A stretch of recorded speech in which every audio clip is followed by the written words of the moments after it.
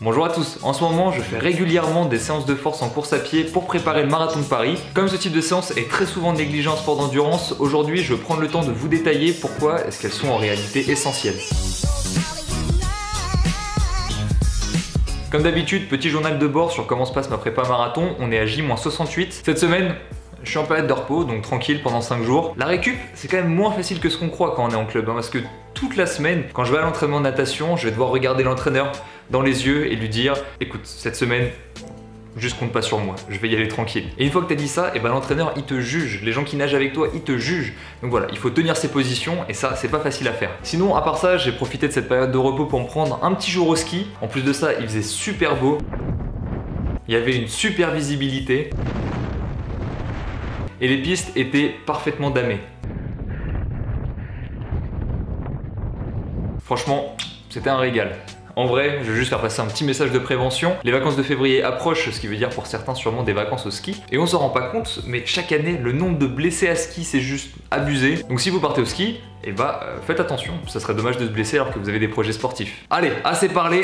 On attaque le sujet du jour. J'ai commencé à effleurer le sujet des séances de force dans une vidéo précédente et aujourd'hui on va rentrer un petit peu plus dans les détails. Pour nous, sportifs d'endurance, les séances de force vont remplir principalement 3 objectifs. Premièrement, développer notre musculature. Deuxièmement, développer notre force. Et troisièmement, développer notre efficacité gestuelle. On va détailler chacun de ces 3 points pour y comprendre ce qu'on y gagne vraiment.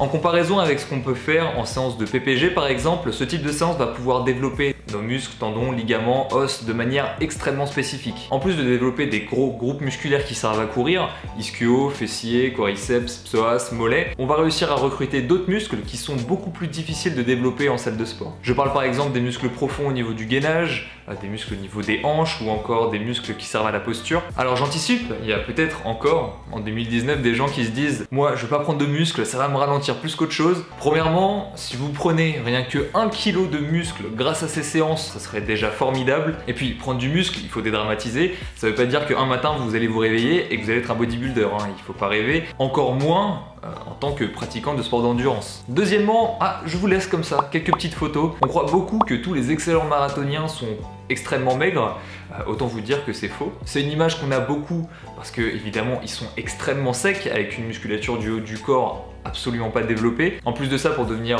réellement un champion en marathon, il faut des avantages génétiques que n'ont pas les autres, ce qui inclut une longueur tendineuse au niveau des membres inférieurs très grande. Donc si on a des tendons extrêmement longs, donc par opposition des muscles très courts, ce sont pas les muscles qui paraissent le plus volumineux. Donc voilà, toutes ces photos c'était juste pour faire comprendre que dans la majorité des cas, les marathoniens ils sont pas tout maigres. Pour leur gabarit, ils ont des membres inférieurs extrêmement développés. Sinon ce qui nous intéresse nous en tant que sportifs amateurs, c'est que être musclé, en plus de pouvoir développer plus de puissance, ça va permettre d'encaisser les impacts beaucoup plus facilement, donc de beaucoup moins subir la fin des courses, ce qui va nous intéresser sur les courses particulièrement longues.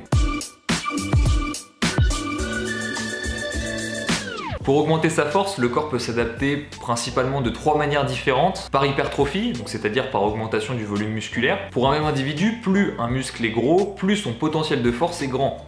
D'où l'importance de ce qu'on vient de dire juste avant sur le développement musculaire. Deuxième manière de développer sa force, grâce à l'influx nerveux. Quand on travaille à intensité maximale, ce qui est le cas en séance de force, on contraint notre système nerveux à venir contracter simultanément un maximum de fibres musculaires. Ce qui va nous permettre, au fur et à mesure des entraînements, de progressivement améliorer notre capacité à contracter ces fibres musculaires. Tout ça grâce à une adaptation du système nerveux. Troisième manière de venir augmenter sa force, par la coordination motrice. Une contraction bien synchronisée entre tous les muscles qui vont nous servir à courir va permettre de limiter, de gaspiller de l'énergie. Si, par exemple, quand je viens chercher avec mon genou vers l'avant, mon psoas se contracte mais mon fessier ne se relâche pas totalement, et en fait mon psoas va devoir forcer beaucoup plus pour venir contrebalancer la contraction du fessier. Donc au final, indirectement, on perd beaucoup de force. Pour démontrer l'utilité d'être fort en sport d'endurance, je vais utiliser un calcul simple. Si par exemple, quand je sprint, ma vitesse maximale est de 24 km/h et que je compte faire mon marathon environ en moyenne à 12 km/h, ça veut dire que mon marathon, je vais le réaliser à une vitesse qui représente 50% de ce que je peux produire au maximum. Si par contre ma vitesse maximale c'est pas 24 km/h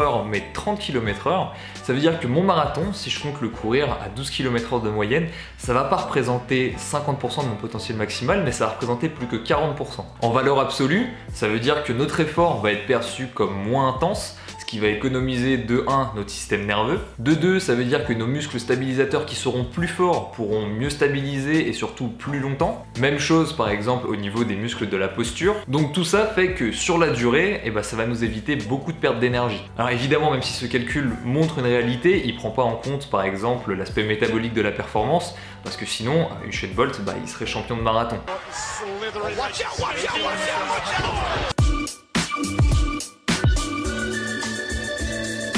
On finit avec l'efficacité gestuelle qui résulte en réalité des deux points qu'on vient d'aborder précédemment. Avoir des muscles stabilisateurs ou de la posture plus développés et plus forts vont permettre de garder une foulée plus maîtrisée, plus efficace, plus longtemps, et ce, même à une intensité plus basse. En plus de ça, sur ce type de séance, on va venir utiliser une fréquence et une amplitude gestuelle maximale, ce qui oblige notre corps, de manière inconsciente, à venir gommer tous les mouvements parasites et à la fois à venir chercher les trajectoires les plus directes pour venir gagner de la vitesse. Ce qui fait qu'au fur et à mesure, progressivement, même à plus basse intensité, on va venir petit à petit gommer nos défauts. Alors après, me faites pas dire ce que j'ai pas dit, même si le corps cherche à s'optimiser tout seul, ce type de séance va être idéal pour venir travailler techniquement sa foulée. Parce que si vous avez un manque technique, avec la vitesse, il va être amplifié. Parce que quand j'ai commencé le triathlon, je pensais que le seul sport technique c'était la natation, et puis je me suis filmé en train de courir vite,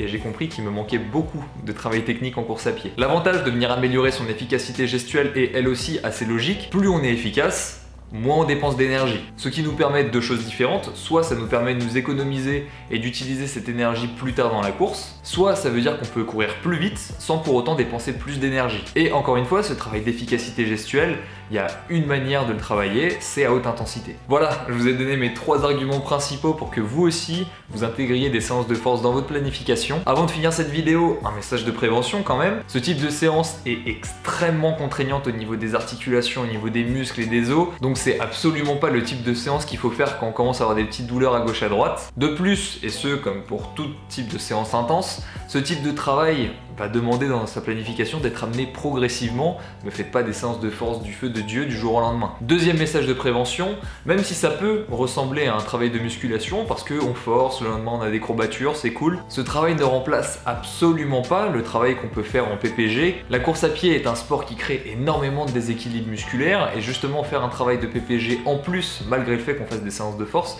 va permettre de régler progressivement ces déséquilibres. Voilà, la vidéo touche à sa fin. Merci d'avoir regardé cette vidéo jusqu'au bout. Si vous ne faisiez pas de séance de force et que j'ai réussi à vous convaincre de l'intégrer dans vos planifications, n'hésitez pas à me le dire en commentaire. D'ailleurs, si la vidéo vous a plu, comme d'habitude, un petit pouce bleu, ça fait toujours plaisir. En attendant la prochaine vidéo, entraînez-vous bien.